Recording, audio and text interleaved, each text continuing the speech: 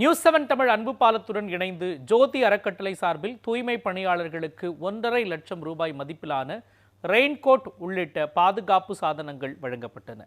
தமிழ்நாட்டில் மழை, வெயில் மற்றும் இயற்கை சீற்றங்களை பொருட்படுத்தாமல் தூய்மை பணியாளர்கள் பணியாற்றி வருகின்றனர். தற்பொழுது மாநிலத்தின் பல்வேறு பகுதிகளிலும் மழை பெய்து வரும் நிலையில் தூய்மை பணியாளர்கள் சிரமமின்றி பணியாற்றும் வகையில் நியூஸ் 7 தமிழ் அன்பு பாலத்துடன் ஜோதி அறக்கட்டளை இணைந்து 130 தூய்மை பணியாளர்களுக்கு 1.5 லட்சம் ரூபாய் மதிப்புள்ள ரெயின்கோட் உள்ளிட்ட பாதுகாப்பு சாதனங்கள் வழங்கியது.